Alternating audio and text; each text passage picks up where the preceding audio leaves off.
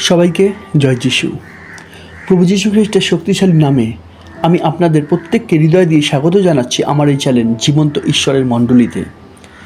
যারা আজ প্রথম আমার ভিডিও দেখছেন তাদেরকে আমি বলে রাখি, আমি সুবক্তা নই, কেননা আমি সাজিয়ে গুছিয়ে ভালো করে কথা বলতে পারি না। তবে হ্যাঁ, একটা কথা পরিষ্কার, যে আমি যাই বলি না কেন ঈশ্বরের বাক্য থেকে বলি, বাইবেল থেকে বলি। আমি ঈশ্বরের বাক্যে জল মিশিয়ে কথা বলি না, কেননা আমার লক্ষ্য একটাই, যে আমি মানুষকে নয় কিন্তু ঈশ্বরকে খুশি করার চেষ্টা করি। যেমন লেখা আছে, আমরা দেখি গালাতীয় 1:10, আমি কি এখন মানুষকে লড়াইতেছি না ঈশ্বরকে? অথবা আমি কি মানুষকে সন্তুষ্ট করতে চেষ্টা করিতেছি? যদি এখনও মানুষকে সন্তুষ্ট করিতাম তবে খ্রিস্টের দাস হইতাম না। আশা করি বোঝা যাচ্ছে। আর আমার শিক্ষক স্বয়ং প্রভু যীশু, যেমন লেখা আছে গালাতীয় 1:11-12, কেননা হে ভাতৃগণ, আমার দ্বারা যে সুসমাচার প্রচারিত হইয়াছে তাহার বিষয় তোমাদিগকে জানাইতেছি, যে তাহা মানুষের মতানুযায়ী নয়, কেননা আমি মানুষের কাছে তাহা গ্রহণও করি নাই এবং শিক্ষাও পাই নাই, কিন্তু যীশু খ্রিস্টের প্রত্যাদেশ দ্বারা পাইয়াছি। হালেলুইয়া। তাই আমি প্রত্যেককে বলে রাখি যে প্রথম পর্ব থেকে পরপর ভিডিওগুলো দেখবেন, তাহলে অবশ্যই আপনারা উপকৃত হবেন, কেননা কার্যকারী স্বয়ং ঈশ্বর। হালেলুইয়া। ঈশ্বরের বাক্য জীবন্ত, কার্যসাধক, একমাত্র ঈশ্বরেরই গৌরবক। আমেন।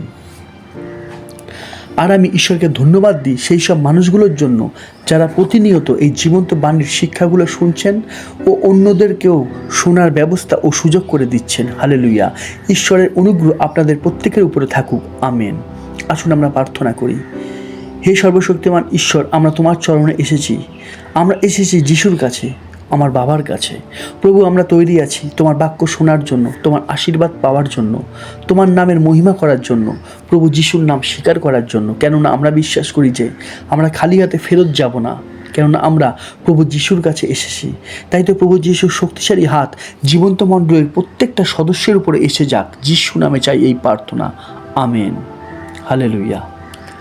তাহলে আসা যাক আজকের বিষয়। আজকের বিষয় সৃষ্টি দুই প্রকার। আমি আবারও বলছি, আজকের বিষয় সৃষ্টি দুই প্রকার। কথাটা অদ্ভুত লাগলেও কথাটা সত্যি, যে সৃষ্টি কিন্তু দুই প্রকার, অর্থাৎ এক ঈশ্বরের সৃষ্টি, দুই মানুষের সৃষ্টি। প্রথমে আমাদের মাথায় রাখতে হবে যে ঈশ্বরের সমস্তই সৃষ্টি কিন্তু ভালো আর মঙ্গলের। আমরা দেখি জিরমীয় 29:11, কেননা সদাপ্রভু বলেন, আমি তোমাদের পক্ষে যে সকল সংকল্প করিতেছি তাহা আমিই জানি, সে সকল মঙ্গলের সংকল্প, অমঙ্গলের নয়, তোমাদিগকে শেষ ফল ও আশা সিদ্ধির দিবার সংকল্প।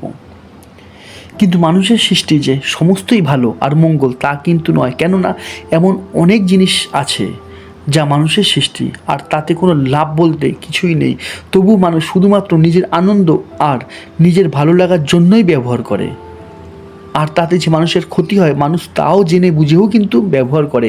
আশা করি আমি কি বলতে চাইছি, যারা বোঝার তারা অবশ্যই বুঝেছেন, তাই না?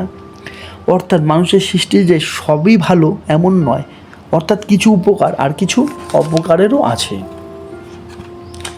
আশা করি এতদূর পরিষ্কার। এইবার একটু ভালো করে বোঝার চেষ্টা করুন। মানুষের সৃষ্টি অর্থাৎ কিছু থেকে কিছু, মানে কিছুর সঙ্গে কিছু যোগ করে বা কিছুর সঙ্গে কিছু বিয়োগ করে মানুষ সৃষ্টি করে। এখানে বোঝার জন্য আমি একটা উদাহরণ দিই, যেমন একটা গাছ, আর সেই গাছের কাঠ থেকে তৈরি করা হয় চেয়ার অথবা টেবিল ইত্যাদি ইত্যাদি, অর্থাৎ কিছু থেকে কিছু। আশা করি বোঝা যাচ্ছে। আর ঈশ্বরের কিছু সৃষ্টি করতে গেলে কোনো জিনিসের সাহায্য অথবা কারোর সাহায্যের প্রয়োজন হয় না, কেননা তিনি সর্বশক্তিমান। আমরা দেখি আদিপুস্তক 1:2, পৃথিবী ঘোর ও শূন্য ছিল। আমি আবারও বলছি, পৃথিবী ঘোর ও শূন্য ছিল, অর্থাৎ ঈশ্বর সৃষ্টি করলেন শূন্য থেকে। তার কোনো সাহায্য বা কোনো জিনিসের প্রয়োজন কিন্তু হয়নি। এই কথাগুলো আমি কেন বলছি, এখান থেকে কি শিখতে পারা যায় আমরা একটু ভালো করে বুঝি। যার জীবনে রোগ ব্যাধি আর নানা রকম সমস্যায় পুরো শেষ হয়ে গেছে, জীবনে আর বাকি বলতে কিছুই নেই, পুরো শূন্য, এত খাটাখাটনির পরও শেষ ফল জিরো, সেই মানুষও যদি প্রভু ঈশ্বরের আশ্রয়ে চলে আসে, তার বাক্যে নির্ভর করে বিশ্বাস করে, তার দেখানো পথে সাহস করে চলতে থাকে, তাহলে ঈশ্বর তাকে শূন্য জীবন থেকে আশীর্বাদে পূর্ণ জীবন দিতে পারেন। হালেলুয়া। আমি আবারও বলছি, ঈশ্বর তাকে শূন্য জীবন থেকে পূর্ণ আশীর্বাদে করতে পারেন। যেমন লেখা আছে, আমরা দেখি লুক 8:27 তিনি কহিলেন, যাহা মনুষ্যের অসাধ্য তাহা ঈশ্বরেরই সাধ্য। আমরা দেখি লুক 1:37 কেননা ঈশ্বরের কোনো বাক্য শক্তিহীন হইবে না। হালেলুয়া। একমাত্র ঈশ্বরেরই গৌরব হোক। আমিন। এইবারে আসি ঈশ্বরের সৃষ্টির নিগুড় তত্ত্বে। আমরা একটু ভালো করে বোঝার চেষ্টা করি।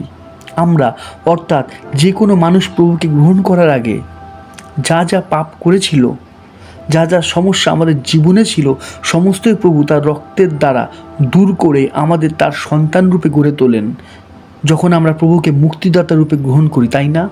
তাই তো আমরা ঈশ্বরকে ধন্যবাদ দিই। হালেলুয়া। কিন্তু এখানেই তো আছে ঈশ্বরের এক অদ্ভুত সৃষ্টি যা আমরা বুঝেও বুঝতে পারি না। আর তাই তো আমার আজকের বিষয় সৃষ্টি। আমরা প্রথমে একটা বাক্য দেখি। আমরা দেখি ইফিসীয় 4:22-24 যেন তোমরা পূর্বকালীন আচরণ সম্বন্ধে সেই পুরাতন মনুষ্যকে ত্যাগ করো, যাহা প্রতারণার বিবিধ অভিলাষের মতে ভ্রষ্ট হইয়া পড়িতেছে, আর আপন আপন মনের ভাবে যেন ক্রমশ নবীনীকৃত হও, এবং সেই নতুন মনুষ্যকে পরিধান করো, যাহা সত্যের ধার্মিকতা ও সাধুতা ঈশ্বরের সাদৃশ্যে সৃষ্টি হইয়াছে। আশা করি বোঝা যাচ্ছে যে প্রভুতে আসার আগে আমাদের সমস্ত পাপ আর মন্দ বিষয় প্রভু দূর করে দিয়ে নতুন মানুষ রূপে আমাদের সৃষ্টি করেছেন। এখন প্রশ্ন, কেন প্রভু আমাদের নতুন করে সৃষ্টি করেছেন? আমরা দেখি ইফিসীয় 2:10 কারণ আমরা তাহারই রচনা, খ্রিস্ট যিশুতে বিবিধ সৎক্রিয়ার নিমিত্ত সৃষ্ট, সেইগুলি ঈশ্বর পূর্বে প্রস্তুত করিয়াছিলেন যেন আমরা সেই পথে চলি। আবারও বলছি, যেন আমরা সেই পথে চলি। অর্থাৎ আমরা যেন প্রভুর দেখানো পথেই চলতে পারি। আর তাই জন্যই প্রভু কিন্তু আমাদের নতুন সৃষ্টি করেছে। হালেলুয়া। ঈশ্বরের এই নতুন সৃষ্টি কয়জনই বা বিশ্বাস করে বলুন তো? এখন ঈশ্বরের এই জীবন্ত শিক্ষাতে কে মনোযোগ দেয়, কে বিশ্বাস করে যে প্রভুকে গ্রহণ করার পরে সে নতুন সৃষ্টি হয়েছে? আর যে বিশ্বাস করবে সে যে নতুন সৃষ্টি, তাহলে তো তাকে তার পুরাতন জীবনের পুরাতন মন্দ বিষয় থেকে দূরে থাকতে হবে এখন থেকে মৃত্যু পর্যন্ত। আমি আবারও বলছি, যে বিশ্বাস করবে যে সে নতুন সৃষ্টি হয়েছে, তার পুরাতন জীবনের পুরাতন মন্দ বিষয় থেকে দূরে থাকতে হবে এখন থেকে মৃত্যু পর্যন্ত।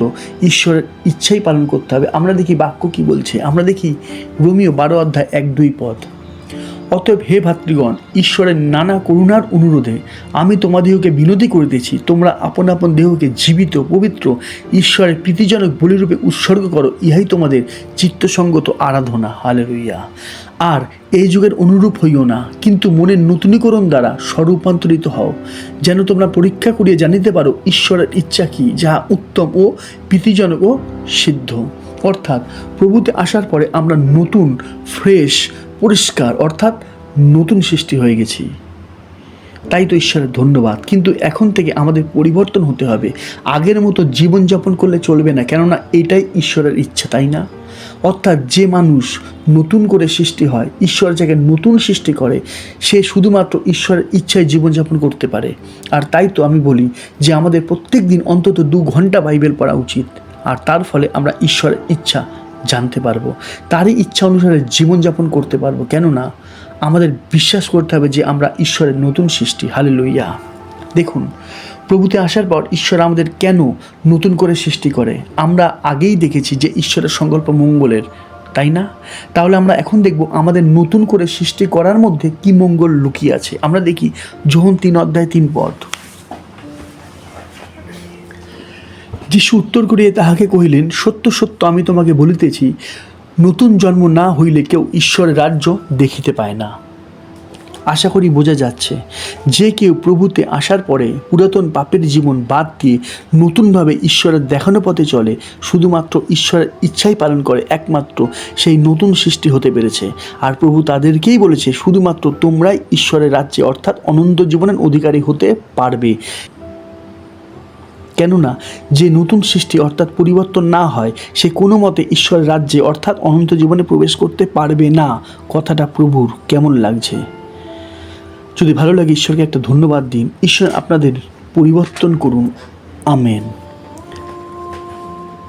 আমি ঈশ্বরকে ধন্যবাদ দিই, কেননা একমাত্র তিনি আমাদের এই সুন্দর সময় ও সুযোগ করে দিয়েছেন। আর তাই তো আমরা তার বাক্যের জীবন্ত শিক্ষা গ্রহণ করতে পারছি, যা শয়তান কখনোই চায় না।